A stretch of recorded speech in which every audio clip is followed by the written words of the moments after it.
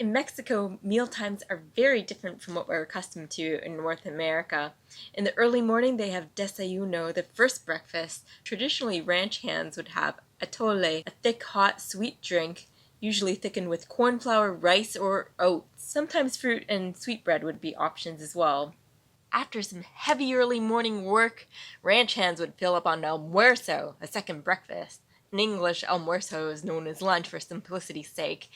Over time, Huevos Rancheros became popular among ranch hands, and then in the 1950s, it became popularized outside of Mexico. This is the delicious Huevos Rancheros we're going to be making today.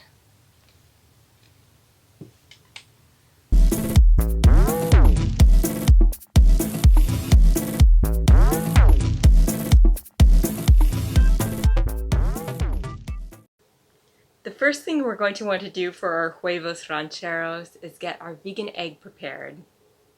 We're just going to get our water boiling in a small saucepan for our purple sweet potato. We're not going to use the entire purple sweet potato because we're not making that many vegan eggs. This is going to be the center, the yolk. Gives it a different texture. The recipe I'm referring to doesn't call for any potato, but a long time ago when I made my own vegan egg, I did use a potato. You can also use a regular potato or a yam if you want to be fancy.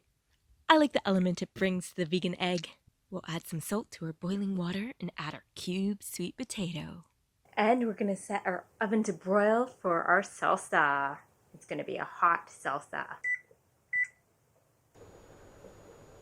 What I like to do here is press the tofu between two plates and then drain it into the sink. This is the amount of tofu we're using. So we're just going to place our tofu in, not the whole block, we'll just break it up, make it easier for the machine. And we'll add a half cup of white rice flour, 2 tablespoons of the cornstarch, 1 tablespoon of olive oil, half a teaspoon of the black salt for the eggy flavor, and we're adding some Himalayan salt as well. It's about a half teaspoon. We're going to add the 3/4 cup of water here.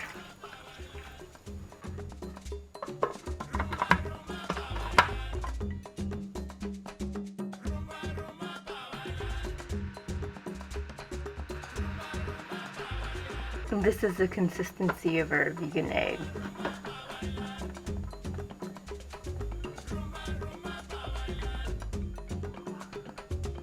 So we're going to add half a cup of the egg white mixture. We'll be mashing this up, don't worry. Half a teaspoon of the salt. A little bit more than half a teaspoon of turmeric. Adding a little over half a teaspoon of Dijon. And sprinkle on some paprika. And we'll add some nutritional yeast. It's about a tablespoon. And then we'll just mash it all up.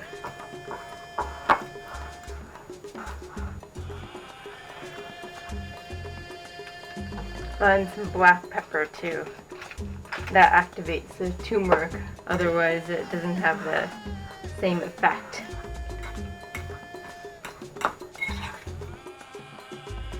I'm just gonna get the stem out of these tomatoes. We're not gonna go crazy with the de-seeding and all that, like another recipe. I'm just gonna cut the stem out, that's all. For jalapeno, we're going to use half of this. We'll just keep the membrane and seeds in because I like it spicy, and the onion as well. I'm just gonna chop it into bigger chunks because it's all gonna go in the blender in the end. I'm just gonna brush a little bit of the avocado oil on. Don't need a lot really. And we'll check on them when they're in the oven to just flip them a bit, flip them over. And I'm just gonna dust a bit of salt on. We're gonna put our baking sheet straight in the oven now. Now I'm just gonna get our ingredients ready for our refried beans. I'm gonna open the can of beans, rinse them, and get them ready for our refried beans. We're just gonna put some avocado oil in the pan. And we're adding our garlic and onions.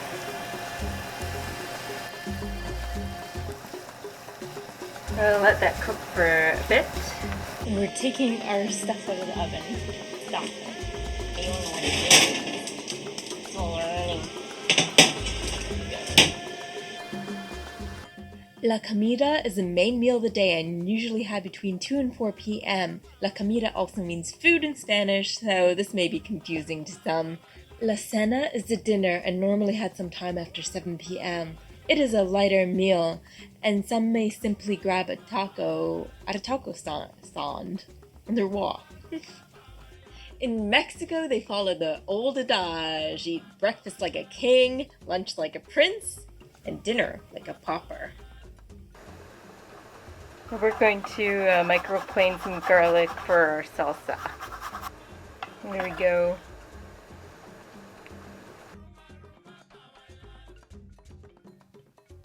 Now we're gonna add our beans. We're gonna add a half teaspoon of cumin and a half teaspoon of salt.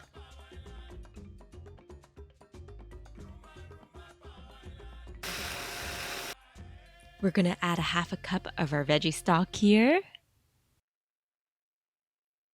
We're gonna add a couple of our chipotle peppers. They're in the adobo sauce. And we're gonna get some of the sauce in here out.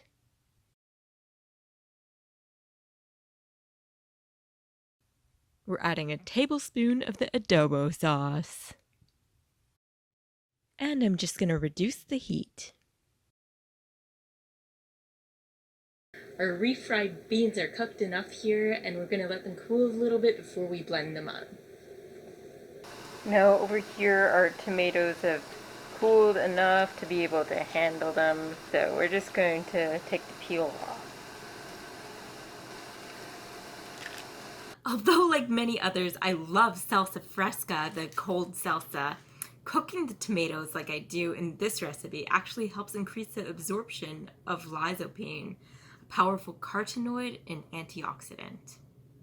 So we're just going to pop in our ingredients for our salsa into our cleaned food processor here. Our roasted jalapeno. And our microplaned garlic as well.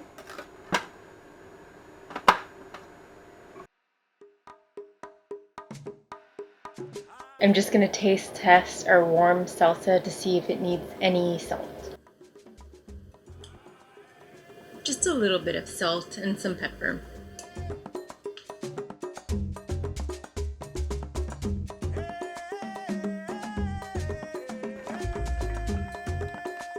Now I'm going to blend up our refried beans in the food processor. I didn't bother to wash it out this time because it has a little bit of residue of tomato sauce and that's completely fine.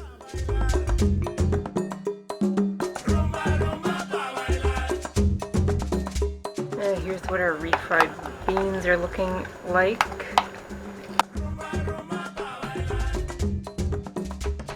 And just microplane some garlic for the guac.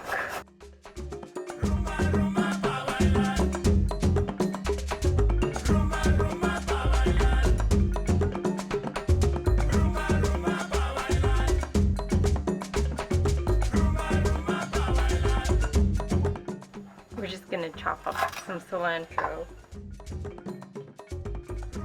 Now I'm gonna show you how we assemble and cook our vegan egg and our Huevos Rancheros. So we're gonna set our stovetop to medium, both pans. I'm gonna brush a little bit of the oil on the pan. So we're just going to get our egg white going on this pan. So we just kind of shape it into an egg shape pretty much. And we just put our egg yolk type thing in here.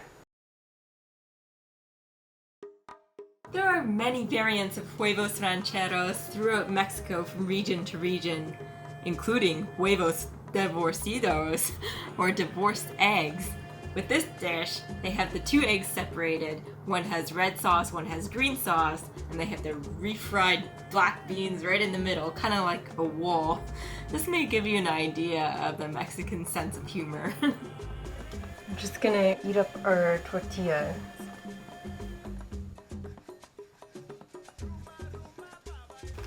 So we'll just put our corn tortilla in the pan.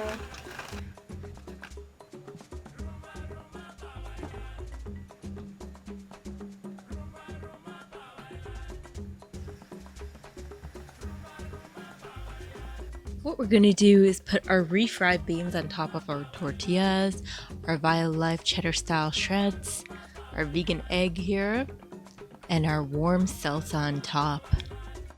Doing it in this manner will warm everything up.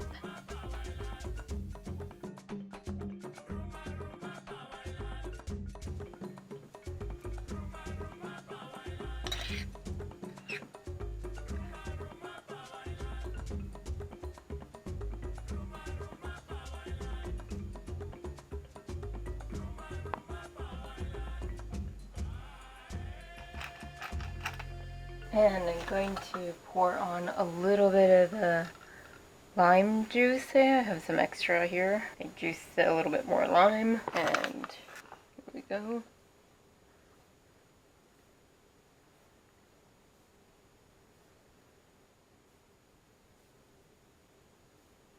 In this dish, cilantro is one of the ingredients, and it is used in so many different Mexican dishes. But not only that, it is the most commonly used herb worldwide, believe it or not. Despite its many health benefits, not everyone loves cilantro though. In fact, the people who don't love cilantro likely possess a gene in the olfactory center of the brain, which makes them sensitive to this taste. Not only that, they'll find the taste soapy. They don't know who originally created Huevos Rancheros, and there's no date or timeline I could find online. But maybe you may know an old guy or an old gal used to be involved with some ranch, and they may have more information. Who knows? They just didn't put it down in the records. If you do, feel free to comment below and share with all of us. My favorite part, as you all know, I get to try it. Okay, so I'm not sure if I'm going to switch to eating with my hands or not, because, well, we'll see. It's a bit hard on this plate because there's not much room. It's good for taking pictures and maybe having appetizers on. Whew. Okay, there we go. Do it in a messy way to get a little bit of guacamole on top too.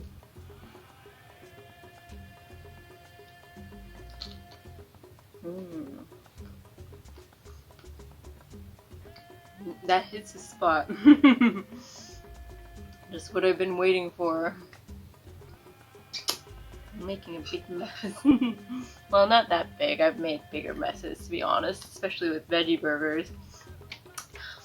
I love lots of toppings on my veggie burgers usually, especially if I get them from fresh nearby. Oh gosh, that is a big mess. And then sometimes people say, oh, you have something on your chin or mouth or whatever. And I'm like, well, it's only gonna get worse. Might as well wait till the end. I really enjoy eating. There's nothing like the homemade salsa, that's for sure.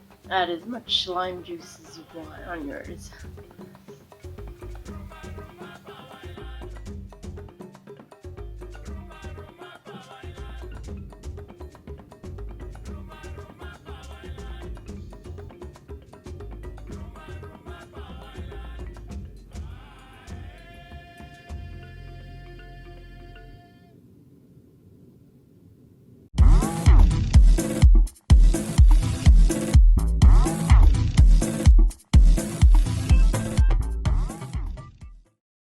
And then in the 1950s, the drink I mentioned earlier normally has the following ingredients: piloncillo, molded sugar cane, which kind of tastes like molasses, corn flour, water, milk. You can use any plant-based milk, and vanilla extract. Please use the real vanilla extract. It's just better that way. And a pinch of salt can be added as well.